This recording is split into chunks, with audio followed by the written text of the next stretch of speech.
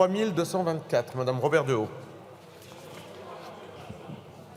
Merci Monsieur le Président. Monsieur le Ministre, le gouvernement se lance dans une énième pétition de principe. Il fixe à l'alinéa 2 un objectif d'atteindre au moins 400 000 exploitations agricoles à l'horizon 2035. À l'alinéa 3, et le texte poursuit. Ces politiques ont pour objectif de renforcer et d'adapter aux nouvelles conditions climatiques la capacité de production agricole et alimentaire de la France. Voilà la ligne suivie par notre gouvernement, annoncer le développement de notre agriculture tout en consolidant les réglementations environnementales qui la tuent. Pour rappel, selon l'INSEE, la France comptait plus de 500 000 exploitations agricoles en 2013. 11 ans après l'arrivée d'Emmanuel Macron au gouvernement, le nombre d'exploitations agricoles françaises s'est abaissé à moins de 400 000. Cet amendement vise à dénoncer la double hypocrisie du gouvernement dans l'objectif fixé de 400 000 exploitations agricoles. La première hypocrisie, c'est qu'on peine à imaginer par quel miracle le nombre de nos exploitations pourrait augmenter tout en poursuivant dans l'empilement de normes réglementaires et de surtransposition qui tuent notre agriculture depuis des années. La seconde hypocrisie, c'est que le gouvernement continue de vouloir contraindre davantage nos agriculteurs au nom d'une écologie punitive, tout en continuant d'empiler les traités de libre-échange avec les pays situés à des milliers de kilomètres de nous. Excusez-moi, mais le transport international de marchandises, ça pollue, et pas qu'un peu. En outre, ces traités créent des conditions d'une concurrence déloyale avec les États qui imposent des normes écologiques et réglementaires bien moins lourdes que celles imposées à nos agriculteurs.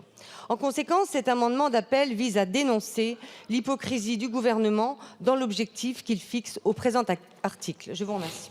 Merci, Monsieur le rapporteur. Madame la députée Robert Dehaut, votre exposé énonce clairement « Cet amendement est un amendement qui n'a pas vocation à être adopté. Qu'il en soit ainsi. Avis défavorable. » Monsieur le ministre. Même avis. Même avis.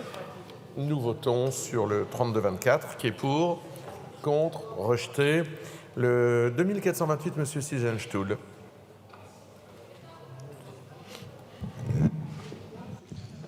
Merci Monsieur le Président, Monsieur le Ministre. Bon, c'est aussi un amendement d'appel, mais ça permet de commencer la discussion sur la succession d'amendements qui aura tout à l'heure. Et en fait, on arrive à ce que je disais un peu tout à l'heure. Donc, il y a une espèce de concours d'enchères, donc 500 000, 700 000, 800 000, il y en a peut-être certains qui vont au-delà. Je sais que dans un certain nombre de cercles, on parle même d'installer 1 million d'agriculteurs en France. Je pense que de façon très pragmatique, il faut revenir un peu sur terre, sans jeu de mots, et c'est qu'à le dire dans un tel texte de loi. Je redis pour la 3e fois dans le cadre de cet examen que la chute brutale du nombre d'agriculteurs, elle est en fait derrière nous. Elle s'est passée au sortir de la Seconde Guerre mondiale jusqu'aux années 80. Ce sont là, jusqu'aux années 90, ce sont là les chutes les plus brutales. La chute continue, mais la chute ralentit. Comme le ministre l'a dit tout à l'heure, nous avons un objectif maintenant d'inverser la courbe, c'est-à-dire progressivement de revenir avec un objectif de 400 000 installations qui est un objectif atteignable. Mais pour répondre déjà un peu en avance à la succession d'amendements qu'il y aura tout à l'heure, je rappelle quand même, et donc revenons là dans la réalité de l'agriculture française, il y avait 1 million d'exploitations agricoles en 1988, il y en avait 490 000 en 2010, 390 000 en 2020, nous avons un objectif de 400 000 qui est déjà un objectif ambitieux que nous pouvons atteindre, mais de lancer comme ça des chiffres en l'air alors qu'on n'est pas en capacité d'expliquer comment économiquement on peut avoir un horizon raisonnable, 700 000, 800 000, 1 million de nouvelles installations en agriculture en France, je pense que ce n'est pas rendre service au débat agricole. Merci. Avant de donner la parole au rapporteur, je vous informe que sur l'amendement 161, je suis saisi par le groupe socialiste d'une demande de scrutin public. Sur le 3106, par le groupe LFI, de la même chose. Et sur le 2670, par le groupe LFI, de la même demande. Ils sont annoncés dans l'enceinte de l'Assemblée nationale. Je donne la parole au rapporteur. Merci Monsieur le Président, Monsieur le député Sigenstuhl. Je vous remercie pour vos propos. On va voir la suite des amendements qui arrivent. Je comprends le sens de votre message. Je vous répondrai de manière didactique que la France s'efforcera d'atteindre l'objectif qu'elle s'est fixé. Et je vous demanderai de retirer votre amendement. Monsieur le ministre. Même avis. Oui, monsieur le rapporteur, c'était un amendement d'appel, comme je l'ai dit, pour qu'on ait cette discussion et parce que je savais qu'on allait arriver ensuite à ce concours de chiffres auquel je ne voulais pas participer, mais je voulais redire ce que j'avais à dire sur ce sujet, donc je retire cet amendement. Il est retiré. Il n'y a plus de discussion sur l'amendement. Nous sommes maintenant sur des amendements en discussion commune. Le 161, monsieur Potier. Merci, Monsieur le Président. Moi, je voudrais remercier le rapporteur Pascal Lecamp qui, en commission, a introduit un objectif chiffré parce que, on le voit pour le bio, on le voit pour d'autres choses, il faut des politiques publiques cohérentes avec des objectifs chiffrés. Sinon, on ne peut pas les évaluer, on ne peut pas avancer. Je suis totalement en désaccord sur l'ambition d'un objectif de reconduction, de relève. Toutes les études internationales sur l'agriculture disent qu'il faut une relève pour cultiver toutes les terres du monde et que la présence de main-d'œuvre, des cœurs, des têtes, des mains, va être indispensable pour faire de la valeur ajoutée et pour valoriser tous les potentiels agronomiques pour nourrir le monde. Donc moi je pense vraiment qu'il faut une relève paysanne. C'est un enjeu en France, c'est un enjeu dans le monde entier et notamment dans les pays en voie de développement. Donc on aura besoin d'une relève. Les phénomènes de concentration économique et de performance par la concentration sont aujourd'hui saturés. Et si on parle de performance globale, c'est bien par la présence de la ressource humaine qu'on va y arriver. Moi, ma seule nuance avec ce qu'a fait Pascal Lecamp en commission que nous avions accompagné, c'est qu'on compte le nombre d'exploitations et pas le nombre d'exploitants. Or, ce que nous voulons, le modèle que nous défendons d'agriculture à taille humaine, c'est avec des entrepreneurs qui sont propriétaires, qui décident et qui travaillent. C'est la définition du paysan, de l'entrepreneur, de l'agriculteur. Or, ce qui compte, c'est bien le nombre d'agriculteurs. Je vais vous donner un simple exemple pour ma démonstration. Moi, j'ai fait partie d'un GAEC qui était une seule ferme où il y a eu entre 4 et 5 personnes tout au long sur 30 ans.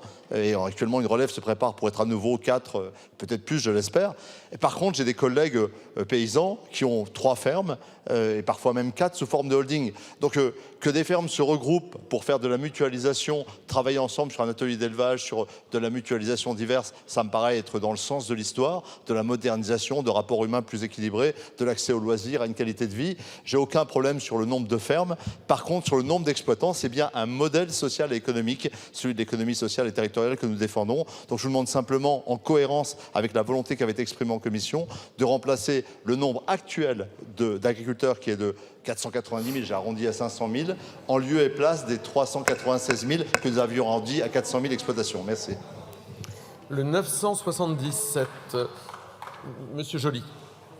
Monsieur le Président, Monsieur le Ministre, Monsieur le rapporteur, chers collègues, on est donc en face d'une disposition qui prévoit donc de fixer le nombre d'exploitations françaises à 400 000 d'ici 2030. C'est un peu se moquer du monde parce que quand on regarde les chiffres en 2020, il y avait précisément 390 000 exploitations. Donc ça voudrait dire que l'objectif que vous nous fixez aujourd'hui, c'est tout simplement de maintenir le niveau d'exploitation actuel en sachant que la population augmente et que nous ne produisons déjà pas suffisamment au regard de notre capacité agricole et au regard de l'histoire de notre pays, qui était considéré pendant longtemps comme le grenier à blé de l'Europe. Alors évidemment, nous ne devons pas nous contenter de gérer notre niveau de production actuel et de limiter les dommages. C'est pour ça que nous proposons le doublement du nombre d'exploitations agricoles à 800 000. Je rappelle qu'en 1970, il y avait 1 500 000 exploitations en France. Il nous semble donc que ce n'est pas un chiffre déraisonnable et que nous pouvons fixer des objectifs plus ambitieux pour notre politique agricole et alimentaire. Je vous remercie. Le 3106, madame Ignet. Monsieur le Président. Alors, on a des amendements qui sont bien plus ambitieux qui vont arriver tout à l'heure, notamment sur 1 million d'exploitations agricoles. Mais du coup, on vous propose de commencer par là, comme ça, vous pouvez le voter. Et puis, alors, en fait, on l'a dit et redit, si on est toujours dans cette dynamique de perte d'exploitation agricole, d'agriculteurs, d'agricultrices. 50% vont partir à la retraite. 1 sur 2 vont partir à la retraite dans moins de 10 ans. Certains vont arrêter parce que les prix ne suivent pas. Donc on n'est pas à l'abri quand finalement on en perde plus. Donc il faut vraiment se donner des objectifs ambitieux. En 15 ans, on a perdu 270 000 exploitations agricoles. Alors ça veut dire que quand même...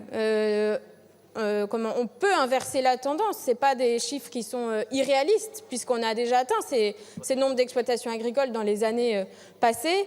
Donc nous, on veut juste inverser la tendance. Et alors, du coup, vous dites que les 400 000 exploitations agricoles que vous proposez, cet objectif-là, c'est une sorte de plancher pour se donner un élan. Mais dans mon souvenir, vous aviez quand même un problème avec cette notion de plancher. Alors je vous pose la question, est-ce que cet objectif de 400 000 exploitations agricoles ne deviendra-t-il pas un plafond ? Alors, chers collègues, soyons plutôt ambitieux et cet amendement propose donc de maintenir et d'avoir un objectif de 650 000 exploitations agricoles. Merci. Le 3107, Madame Trouvé. Merci. C'est un amendement assez similaire qui propose d'augmenter cette fois-ci l'objectif à 600 000 exploitations agricoles. Mais je vais prendre ma prise de parole surtout pour répondre aux collègues Zichtenstuhl et pour qu'on ait les bons chiffres, parce que ce que vous dites est factuellement faux. Il n'y a pas de diminution du rythme de disparition des exploitations agricoles, ça n'est pas vrai. Et je vais vous donner les chiffres, parce qu'avant de parler, c'est bien de vérifier les chiffres. Année 2000, il y avait 660 000 exploitations agricoles. C'est les recensements agricoles, vous savez, qui ont lieu tous les 10 ans. 2010, 490 000 exploitations agricoles. 2020, 390 000 exploitations agricoles. Donc, de 2000 à 2010, on a perdu 22% des exploitations. De 2010 à 2020, on a perdu 20% des exploitations. Vous appelez ça un changement de rythme ? Parce qu'on est passé de 22% d'exploitations agricoles disparues en 10 ans à... C'est vrai, seulement 20%, sachant qu'il en reste de moins en moins. Vous êtes fiers de ça? Vous pensez que c'est bien ça comme décélération? Nous, en tout cas, on n'en est pas heureux. On pense qu'il y a un vrai problème de disparition du nombre de diminution du nombre d'exploitations, de disparition des exploitations. C'est ça la différence entre vous et nous. C'est que nous, notre objectif, effectivement, il est d'enrayer cette disparition progressive des exploitations agricoles. On veut garder les exploitations agricoles et pour ça, il faut prendre les vrais chiffres et il ne faut pas mentir. Le 3108. Monsieur Bex. Merci, Monsieur le Président. Monsieur le Ministre, Monsieur le Rapporteur, je vais vous proposer un amendement modeste, mais génial, réaliste et réalisable, avec un objectif de 550 000 exploitations. Ça a été dit, ça a été démontré tout à l'heure, la baisse du nombre d'exploitations. Et l'objectif, c'est de monter à 550 000 en 10 ans. L'objectif, c'est de relocaliser la production, c'est-à-dire de connecter les producteurs aux mangeurs. C'est redonner de la couleur à nos campagnes. C'est d'inverser la tendance. Monsieur le ministre, vous avez commencé à présenter ce projet de loi en faisant un parallèle entre l'agriculture et l'industrie, qu'il ne fallait pas avoir peur de parler d'industrie, l'agro-industrie. Moi, je voudrais juste vous signaler quand même que je suis d'accord avec vous, on fabrique des voitures, on fabrique des ordinateurs, mais des poulets, des agneaux, des vaches, on les élève. On cultive du blé, on cultive du maïs, on ne fabrique pas des animaux. C'est tout l'art de l'agriculture, c'est tout l'art de ce que font nos producteurs. Et quand vous êtes venu en Haute-Garonne en début d'année avec votre collègue Christophe Béchu et le Premier ministre, vous n'avez pas rencontré des industriels. Vous avez rencontré des producteurs, vous avez rencontré des agriculteurs qui aiment leur métier et qui ont tout simplement envie de continuer à faire leur métier et de vivre dignement de leur métier. Et les assimiler à de l'industrie, à de les mettre dans des boîtes, dans des usines, ce n'est pas ça l'agriculture de France. Et on veut que l'agriculture vive et on veut qu'il y ait des ruralités qui vivent avec plus d'exploitation et plus de producteurs connectés avec les mangeurs. Merci. Merci. Nous avons maintenant des amendements identiques. Le 2670, Madame Ménard. Merci, Monsieur le Président. Je voudrais juste répondre à mon collègue de la majorité. Ce n'est pas un concours de chiffres, absolument pas. Et c'est pas à qui dira le plus et à qui dira le mieux. On n'est pas dans un jeu. Le nombre d'exploitations agricoles, vous le savez, a été divisé par 4 en 50 ans. Elles étaient plus de 1,5 million en 1970. Elles sont désormais moins de 400 000. À leur tête, il reste à peine 500 000 exploitants ou co-exploitants. La part des exploitants agricoles dans l'emploi total ne cesse de régresser en France. 1,5% des actifs en 2021 contre 7,1% il y a 40 ans. Donc, vous voyez, c'est une réalité. C'est pas des jeux de chiffres et on jongle pas avec des chiffres pour se faire plaisir. Par ailleurs, notons que l'agriculture française n'a jamais connu aussi peu de jeunes dans ses rangs. Seulement 20%, et je l'ai dit tout à l'heure, je le rappelle, seulement 20% des agriculteurs, 1 sur 5, ont moins de 40 ans. L'âge moyen des agriculteurs en France, c'est un peu plus de 51 ans. Alors face à ce constat, il est plus que temps d'inverser la tendance pour que la France reste une terre agricole et que celle-ci puisse assurer notre souveraineté alimentaire. Et c'est pour cette raison qu'il convient d'augmenter l'objectif du nombre d'exploitations agricoles d'ici 2035 et que j'ai porté dans cet amendement cet objectif à 500 000 et non pas 400 000 comme c'est écrit dans le texte actuellement. Je vous remercie. Merci. Le 3109, Monsieur Boumertit. Merci, Monsieur le Président. Donc, à travers cet amendement de repli, nous souhaitons insister sur la nécessité de relocaliser la production agricole afin de soutenir notre souveraineté alimentaire durable. Cela passe forcément par l'augmentation du nombre d'exploitations agricoles. Le texte de loi fixe actuellement ce nombre à 400 000, soit une augmentation de 10 000 exploitations, ce qui est trop faible, effectivement, collègues macronistes. Pour rappel, le nombre d'exploitations agricoles est en chute libre depuis de nombreuses années. Je ne reviendrai pas sur les détails donnés par ma collègue Aurélie Trouet, mais rappelez qu'entre 2010 et 2020, nous en avons perdu près de 100 000. Depuis 1970, ce sont près des 3/4 de ces exploitations agricoles qui ont disparu. Donc, afin de promouvoir la production agricole française, nous proposons de fixer l'objectif de recenser 500 000 exploitations agricoles d'ici 2035. Je vous remercie. Merci. Le 3110, Monsieur Prudhomme. Merci, Monsieur le Président. Ça continue, mais depuis bientôt une semaine, vous nous donnez des leçons.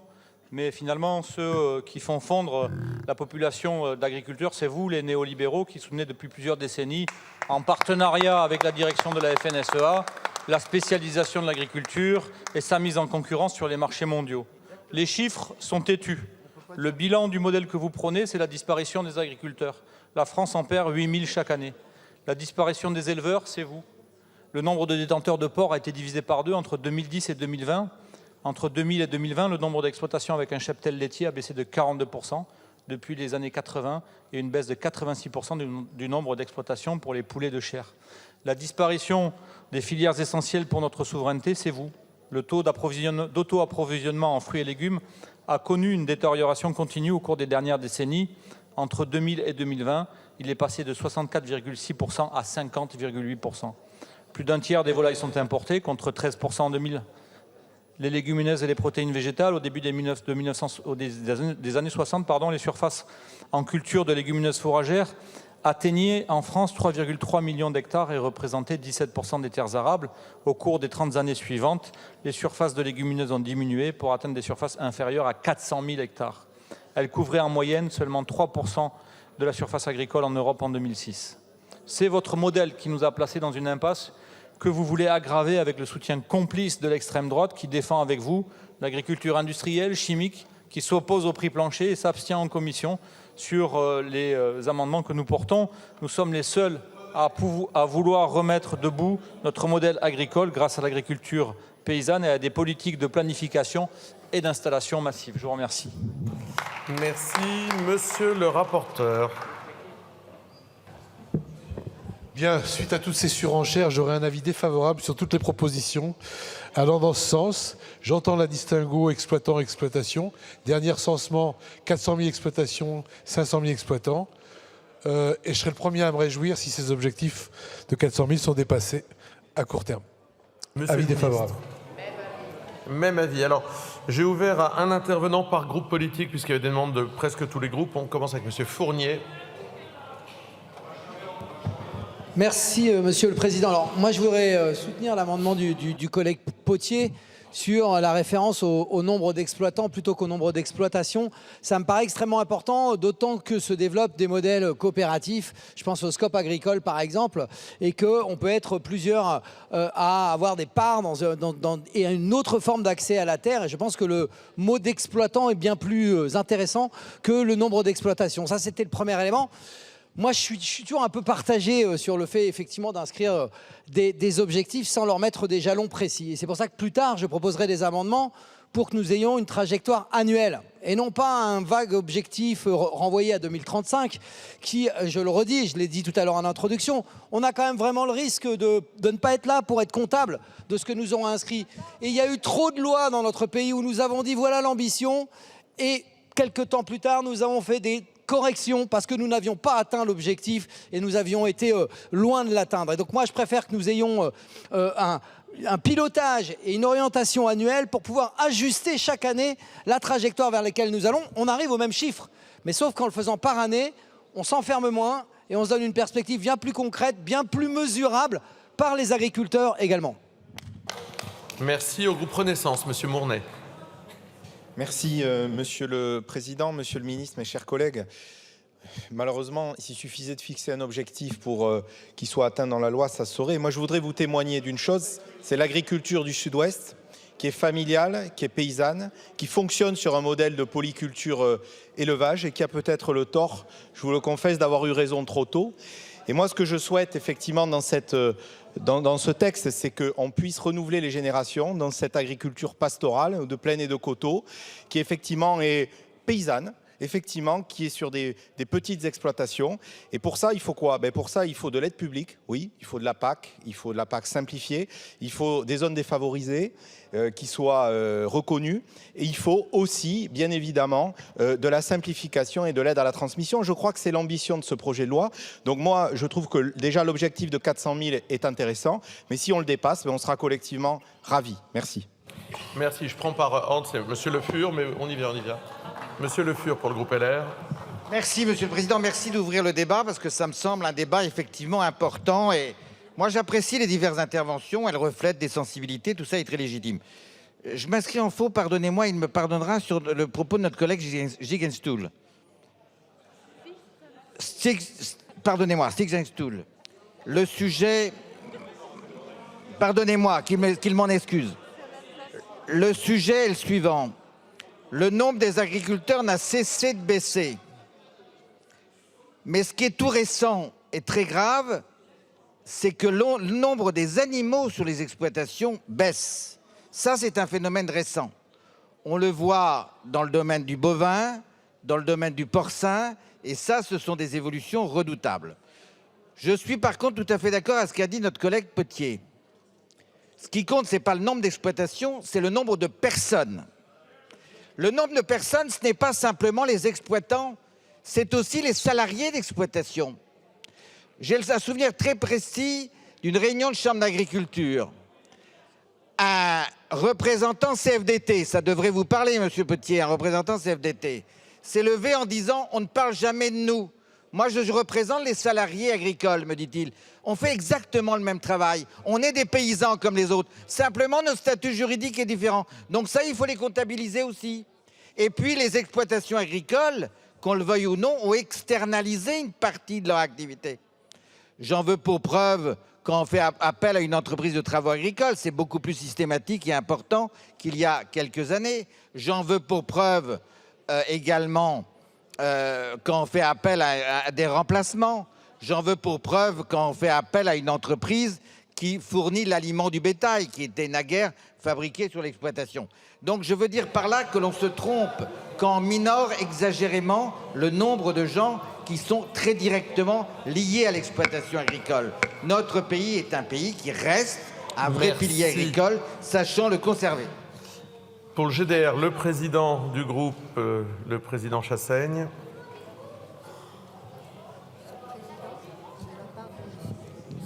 Oui, d'abord, une observation sur le fait que c'est vrai qu'on peut avoir du mal à avancer parce que quand on a plusieurs amendements qui en fait ont la même argumentation avec des chiffres différents, c'est vrai que ça ne facilite pas le débat pour qu'on puisse aller au fond des choses. Je crois que cette orientation est prise et malheureusement, on est obligé de la supporter.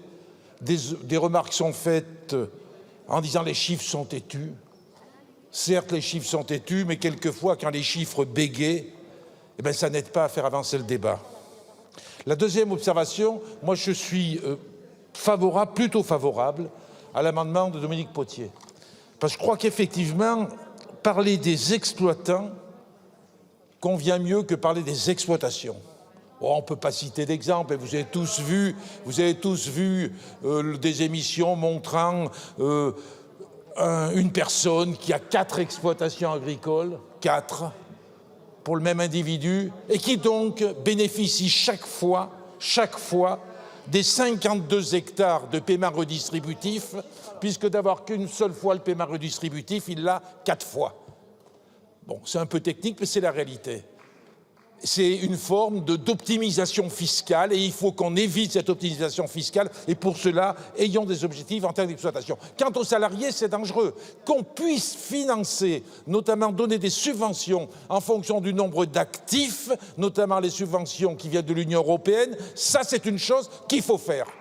C'est-à-dire qu'on tient compte des salariés et on tient compte du chef d'entreprise ou le responsable de l'exploitation. Mais là, sur l'objectif, on est sur des objectifs qui sont des objectifs d'exploitants parce que le risque, sinon, c'est d'avoir véritablement des exploitations qu'on pourrait qualifier là d'industrielles avec uniquement des salariés agricoles, voire des saisonniers agricoles. Et c'est pas avec ça qu'on va maintenir une vie dans nos territoires ruraux. Merci. Monsieur Potier. Et je crois qu'il faut... André Chassaigne a raison, on ne peut pas faire tous les débats à la fois. Le débat sur le nombre d'exploitants, d'exploitations, on l'a déjà eu. On s'est rallié par réalisme à l'objectif très ambitieux de maintenir les forces agricoles actuelles pour faire face aux défis climat, production alimentaire, etc. Bon. À partir de là, on est uniquement dans le débat, et je suis d'accord, il ne faut pas ouvrir tous les débats en même temps, sinon on ne comprend plus rien. On est uniquement dans le débat de savoir si on compte les fermes ou si on compte les paysans. Moi, de l'expérience qui est la mienne, je pourrais vous raconter 1000 exemples sur le territoire. Vous avez des fermes qui vont se vider de leurs exploitants parce qu'ils vont passer de la polyculture élevage et de la diversification à la monoculture de céréales, faite par une entreprise de travaux agricoles. Ça sera toujours une ferme, mais il n'y aura plus de paysans dessus.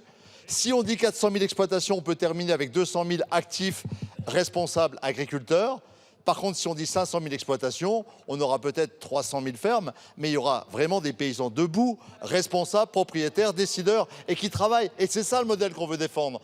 Donc il nous faut compter, mélangeons pas tous les débats, c'est pas le nombre de paysans qui est en jeu, c'est quel est l'indicateur. Les fermes est un mauvais indicateur. Moi, si les fermes se regroupent pour s'associer, partir en vacances et mieux produire, faire des économies, tant mieux. Par contre, il nous faut des paysans. On a besoin de 500 000 agriculteurs dans notre pays demain. C'est simplement ce que disait cet amendement. Il est plus technique que politique. Il vise à donner un véritable visage humain à notre agriculture. On en aura sacrément besoin. Madame Meunier. Oui, merci Monsieur le Président. Je crois en fait que nous pouvons, en tout cas j'espère, que nous pouvons effectivement tous nous retrouver derrière l'amendement de Monsieur Potier, parce que nous avons déjà alerté plusieurs fois en commission à ce sujet, mais effectivement, se fixer un objectif d'exploitation agricole, ça ne justifiera pas du fait que nous conserverons le modèle agricole familial tel que nous le connaissons aujourd'hui. Parce que parmi les 400 000 exploitations agricoles, vous pouvez tout de même avoir une concentration dans la main de certains propriétaires ou de certaines filières agro-industrielles et donc perdre les acquis de l'histoire qui ont fait qu'aujourd'hui, les paysans sont devenus propriétaires, sont devenus chefs d'exploitation.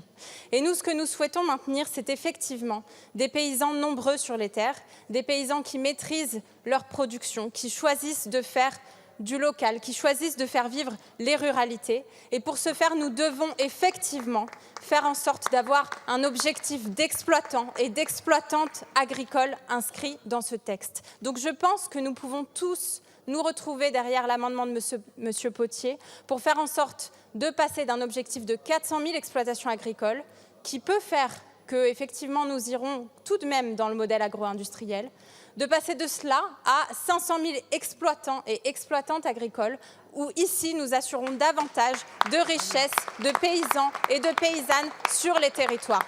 Vous ne cessez, Monsieur le ministre, de nous dire que depuis le début, nous faisons des caricatures et nous vous prêtons de fausses intentions sur le modèle agro-industriel. Eh bien, si vous soutenez l'amendement de Monsieur Potier, vous ferez un signe supplémentaire pour montrer qu'effectivement, vous ne soutenez peut-être pas ce modèle. En tout cas, nous attendons votre position et nous attendons une position positive de votre part, et ce serait peut-être une preuve de votre bonne foi, Monsieur le ministre. Merci. J'ai pris un dernier intervenant parce qu'il y a beaucoup d'amendements sur un amendement, c'est Monsieur, parce qu'il en est l'auteur, c'est Monsieur Seisenstuhl, puis le rapporteur et le ministre, et nous aurons terminé la conversation et les échanges sur ces amendements. Allez-y, Monsieur Seisenstuhl. Oui. Merci, Monsieur le Président. Juste pour continuer la discussion et suite aux interpellations de Madame Trouvé et de Madame Ménard. On a exactement les mêmes chiffres, Madame Trouvé. On a exactement les mêmes chiffres. Effectivement, ceux qui sont disponibles sur le site de l'INSEE et qui viennent des recensements agricoles. En 1970, il y avait 1 587 000 exploitations agricoles en France. L'an 2000, 664 000. L'an 2020, 390 000. Mon seul propos, et c'est très rapide à faire avec de simples règles de 3, entre 1970 et 2000, en moyenne, nous perdons 31 000 exploitations par an. Entre 2000, oui mais c'est ce que j'ai dit, entre 2000 et 2020, on est sur un rythme annuel de 13 700 exploitations en moins.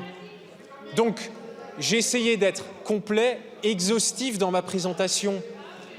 Et donc, voilà, on a exactement les mêmes chiffres. Et donc, quand on prend l'évolution sur 50 ans, on voit que la chute, elle est brutale entre les années 70 et jusqu'à la fin des années 90, que la chute, ensuite, elle continue, que la chute ralentit, et qu'encore une fois, on ne va pas refaire le débat.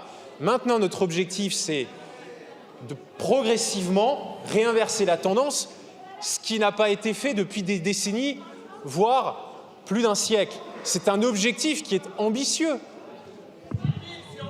Voilà, Monsieur le rapporteur. Oui, merci Monsieur le Président. Bon, Monsieur Potier, Monsieur Chassaigne, enfin, tous vos arguments me semblent placés sous le signe du bon sens. Et je les écoute. Et on en a parlé en aparté, on a parlé à un certain déjeuner. Je pense, et puis Monsieur Le Fur aussi, vos arguments sont aussi frappés du sceau du bon sens. Donc, tout ça ensemble fait que moi, ma crainte, et dans les discussions que j'ai eues avec Dominique Potier et André Chassaigne, ma crainte, c'est que si on ne garde pas le nombre d'exploitations, un peu ce qui a été évoqué par Madame Trouvé, à un moment donné, on peut très bien dans une situation où la France a un propriétaire et que des exploitants... Non, mais par exemple, on peut trouver des noms, mais on peut aller vers une concentration extrême. Et je pense que si on retire tous les amendements, en particulier le 160 de M. Potier, au profit du 161 qui reprend les 400 000 exploitations et qui rajoute 500 000 exploitants, on redécolle, on a touché le plancher et on repart... C'est l'inverse, 160, 161 ? C'est l'inverse. Oui, bah, je ne suis pas loin. Le ministre corrigera mes chiffres. Mais gardez un seul amendement qui mentionne 400 000 exploitations et 500 000 exploitants. Et je crois que ça peut faire un peu l'unanimité. On a deux indicateurs de contrôle, je dirais, et sans doute pour moi, en tout cas pour moi en tant que rapporteur, c'est rassurant qu'on garde les 400 000 exploitations et qu'on n'aille pas vers une... On veut garder l'agriculture familiale, et je pense que tout le monde le partage ici. Ça nous permet de s'assurer un minimum d'exploitation et un minimum d'exploitants. Donc sur cette proposition, je serai favorable au maintien de l'amendement de M. Potier qui rajoute aux 400 000 exploitations les 500 000 exploitants. Je donne la parole au ministre et ensuite je ferai le point sur les amendements, ceux qui sont maintenus, retirés s'il y en a, et on fera le tri, si j'ose dire. Monsieur le ministre. Monsieur le Président et messieurs les députés, alors j'essaie de faire du préventif parce que là on a une première série avec des chiffres. La série suivante, il y a d'autres chiffres. La série suivante, il y a d'autres chiffres. un moment, il faut qu'on arrête aussi sur les objectifs, parce que sinon, je trouve, je vous le dis, même si je partage, et je vais donner mon sentiment sur les amendements en particulier portés par M. Potier, un coup on dit 800 000, oh je veux bien me rabattre à 600, et puis peut-être que c'est 550, enfin, je ne suis pas sûr que tout ça soit très crédible pour ceux qui nous écouteraient. Franchement, hein. Et un coup c'est les exploitants, un coup c'est les exploitations agricoles, un coup il faut mettre les salariés, enfin... Je ne suis pas sûr que les exploitants agricoles qui se demandent ce qu'est leur propre devenir, de dire on va doubler le nombre d'exploitations agricoles, je ne suis pas sûr que ce soit tout à fait crédible. En revanche, j'essaie de trouver la cohérence qu'on a commencé à essayer de tracer en commission sur l'objectif de 400 000 exploitations agricoles. Qui était quoi l'objectif? De dire il faut qu'on arrive à maintenir renouvellement. Et on l'a traduit, vous l'avez traduit, parce que c'est une proposition qui a été portée par votre rapporteur, en disant 400 000 exploitations agricoles. Et il y a une forme de cohérence à l'idée de dire 400 000 exploitations agricoles, si on est sur le renouvellement, c'est 500 000 exploitants. En gros, ne soyons pas à la dizaine de milliers, c'est vrai que ça fait un peu plus que cela. Parce que ça dit bien quel est le message et l'intention que j'ai soutenue, parce que j'ai trouvé qu'il fallait qu'on dise le renouvellement, c'est exploitation agricole. Après tout, c'est aussi les exploitants pour éviter les biais. Encore que la démonstration pourrait être un peu biaisée, parce qu'il y a 400 000 exploitations, il y a 500 000 exploitants, ça prouve bien que tout n'est pas concentré, et qu'il y a donc bien une logique. Il y a des exemples, évidemment, qu'on peut citer, mais je ne crois pas que ce soit la majorité de l'espèce, comme disait l'autre. Et donc moi, je remets dans l'ordre sur la série d'amendements qui sont proposés, c'est une demande de retrait, un avis défavorable, parce que le bon amendement dans cette logique-là, c'est le 160. Parce que le 160, il vient adjoindre 500 000 exploitants aux 400 000 exploitations, tandis que le 161 de M. Potier, il vient substituer 400 000 exploitations par 500 000 exploitants. Et si on veut suivre notre logique, il faut maintenir le nombre d'exploitations et y adjoindre la partie exploitant, parce que là, on tient notre cohérence. Et donc, sur l'ensemble de ces amendements, je trouve qu'il est plus logique de les retirer. Alors, mon espoir, ça serait qu'on n'y revienne pas dans 2 amendements, parce que après c'est 15 000 par an, après c'est... Enfin, je veux dire, on ne va pas y arriver, hein. Enfin, on peut faire ça toute la soirée si vous voulez. Je donne droit à la demande et à la logique qui a présidé aux travaux de la commission en disant allons-y sur le 160, sur lequel... c'est un peu particulier, Monsieur le Président, parce que je donne un avis sur un amendement qui n'a pas encore été présenté. Enfin, essayons de trouver de la cohérence, sinon vous voyez bien à quel point on est dans un truc où on cherche à chaque fois le nombre et à quoi ça correspond. Donc...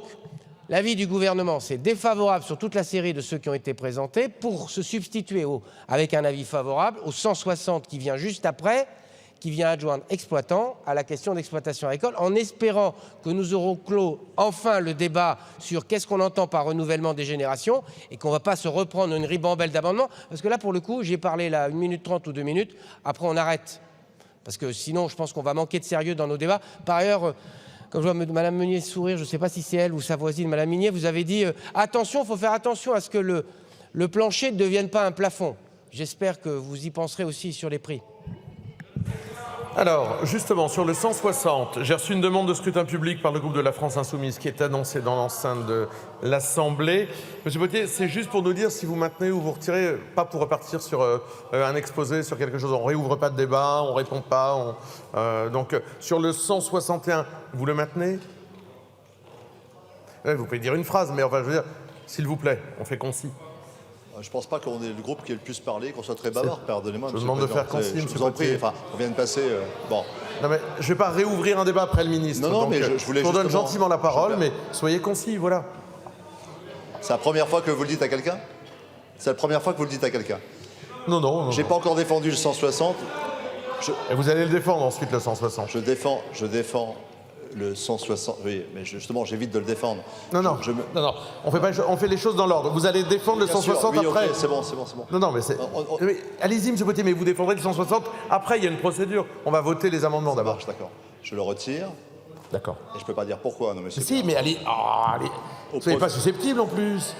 Bah, quand même, enfin... Allez-y, monsieur Potier. C'est du harcèlement. Enfin, je veux dire, je propose simplement qu'on se remette sur... le 160 qui permet de combiner la proposition du rapporteur et la nôtre. Et je pense que pendant la navette, on pourra clarifier ce qui est vraiment important. Je reste pour ma part convaincu que peu importe le nombre de fermes, du moment qu'on ait les paysans qui soient debout sur tout le territoire français. Merci. Merci, ben voilà. Alors, On a des votes avec des façons différentes, enfin des procédures différentes. Sur le 161, il a été donc retiré par M. Potier. Le 977, il est maintenu. C'est un vote à main levée qui a reçu un avis défavorable, qui est pour, contre, rejeté.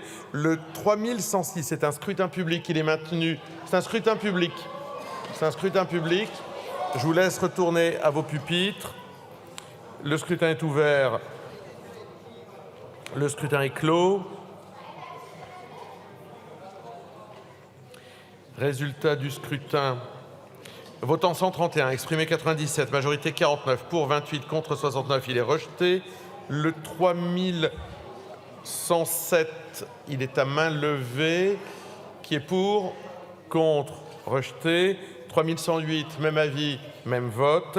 Et puis on a des amendements identiques en scrutin public. Je vérifie qu'on a bien ça. Oui. Donc le scrutin est ouvert. Le scrutin est clos. Résultat du scrutin, votant 125, exprimé 93, majorité 47 pour 28 contre 65 rejeté. Et à main levée le 3110 qui est pour, contre, rejeté. Et nous en arrivons au 160, Monsieur Potier.